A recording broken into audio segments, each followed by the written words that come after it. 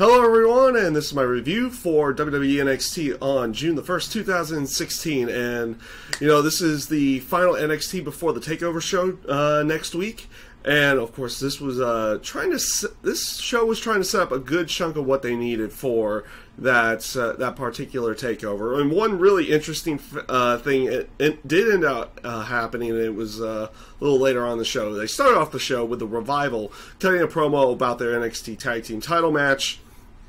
And it felt like it was just going to be basic stuff about them going over, trying to get the titles back from American Alpha and everything like that. It was like blah, blah, blah, blah, blah. And then Tommaso Ciampa and Johnny Gargano come out and interrupt them. And they start cutting their own promo on the Revival itself as well.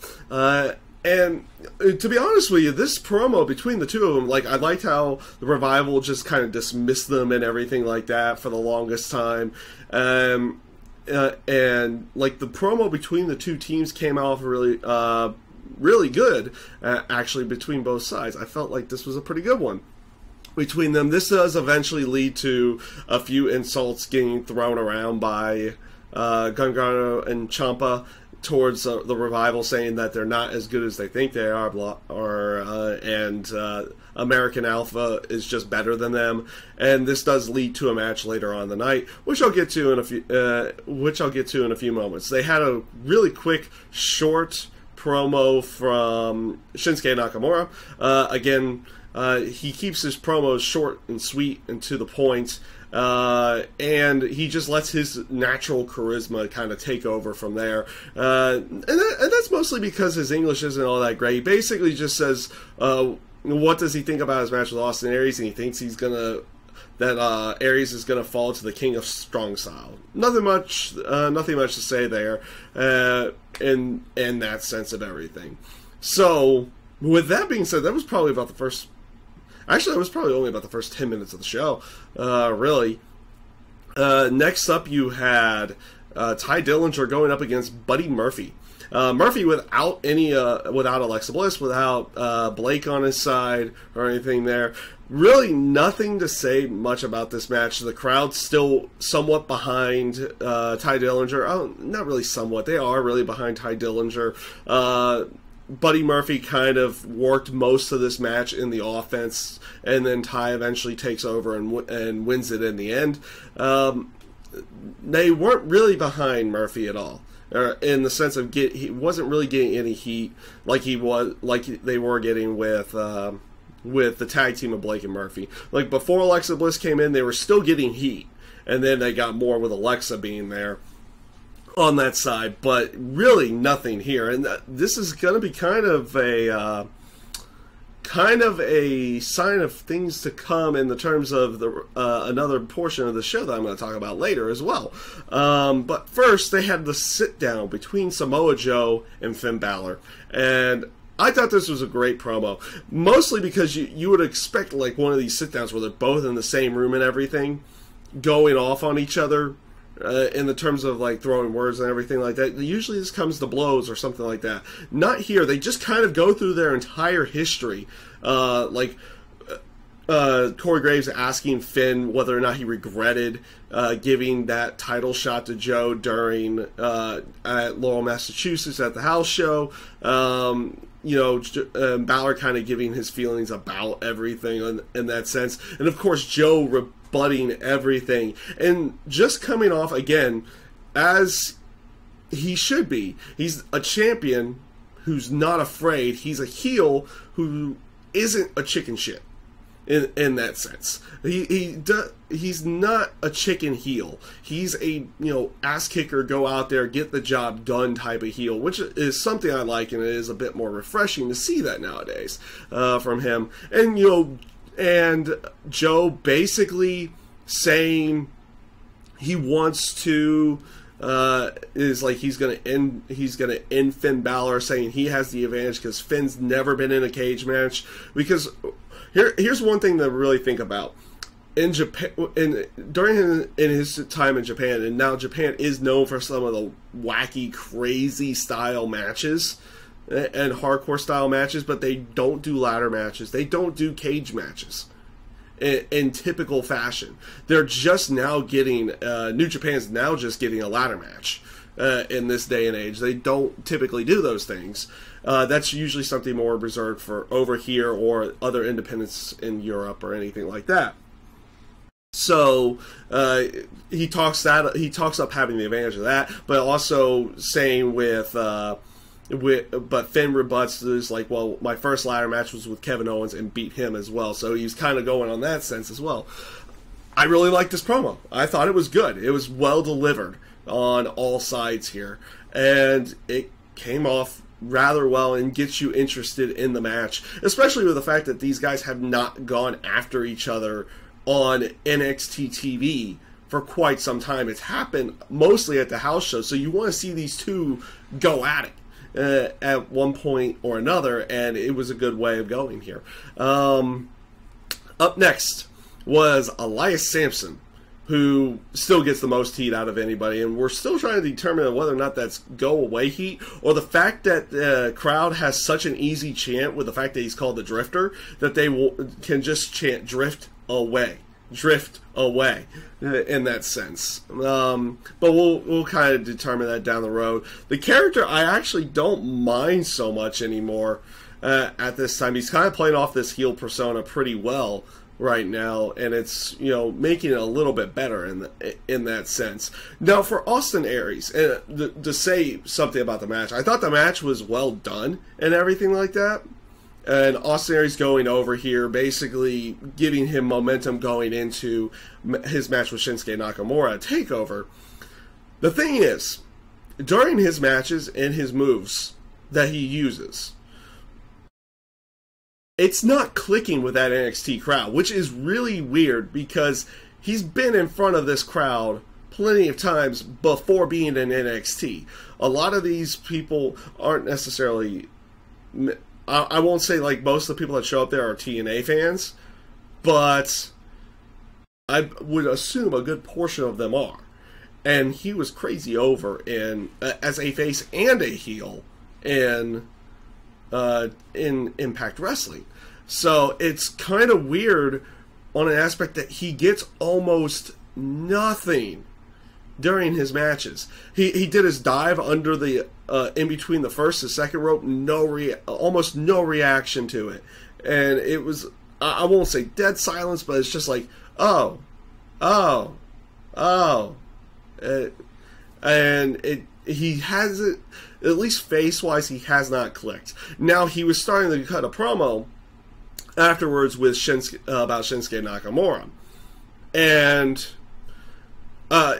you can get that feeling of like a semi-frustration from him in the terms of being a babyface, but yet, you know, other people kind of going over him in that sense.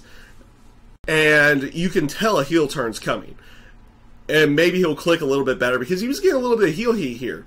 And that was and honestly, that's probably a good thing for the future there, that he might just go heel, and it might be a lot better in that sense from here on in.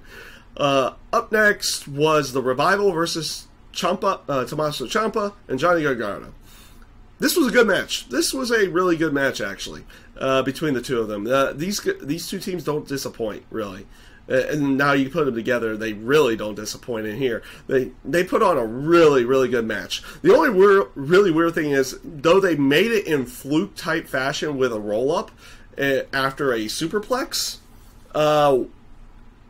it's kind of weird that they would put Ciampa and Gargano over the Revival in this case. Though they do get their heat back afterwards in attitude-esque fashion. It's like, oh, you guys got the fluke win, we're just going to beat you down after the match. Which eventually leads American Alpha to come out there and chase them off and do a couple tandem suplexes to them before the Revival heads out in there. But again, really interesting that they would have Ciampa and Gargano go over them right before the title match. Though, like I said, they did get their heat back a little bit, but still, it's like usually they would... Usually they reserve those upsets for after the title matches and everything like that. But not a bad way of going. Does kind of, put out there maybe Ciampa and Gargano are going to have a tag title match after the Revival have theirs next week. And we'll see where everything goes from there. But like I said, really good match from these two teams. It was thoroughly enjoyable to watch. And the final aspect, and the final thing that they did for tonight was the Asuka Nia Jax contract signing. Here's the thing. Earlier, where the sit down between Samoa Joe and Finn Balor had no physical interaction because you've had a lot of that beforehand. Here, the physical interaction actually helps in this case because they've teased these two in the terms of having a physical altercation on a number of occasions in the past and not done anything. So you hadn't had a little taste of that yet. So they needed to give a little taste of that going into the match with Nia Jax and Asuka going into this takeover special, and so it actually works for that aspect. But beforehand, I'm gonna go off and say it. Nia Jax is a good promo cutter. The promo she cut on Asuka was pretty good here, and basically her going is like, "What have you truly done? Oh, you kicked some people in the head. You've never faced someone like me." So basic fare there. But then she goes on the aspect, is like, "Oh, you beat Bayley? Well, I broke Bayley." Going off of that aspect again, I feel like this feud is nothing more than to try to save. Well, one, they've teased it for so long that you eventually do have to do it, but also saving a Bayley Asuka for the Brooklyn show as well. That's just my feeling. That's my feeling on that, and that's actually kind of my prediction who's going to win that match. I like the aspect that Asuka does get in her face, doesn't show any fear, like basically before. Also goes into short English promo and a Japanese promo, first saying that first saying is like, "You talk too much," and then her last line basically saying is like, "If you're not scared of me, you need to be," and then starts getting her strikes. Goes for one of those kicks to the head. It gets blocked and powerbomb. Good way of going, I think, here. Making, Asuka seem a little bit vulnerable going into her match with Nia Jax, and having Nia go over in this case and getting one over on her before the actual takeover special. So again, this was like the first physical interaction that those two have actually had.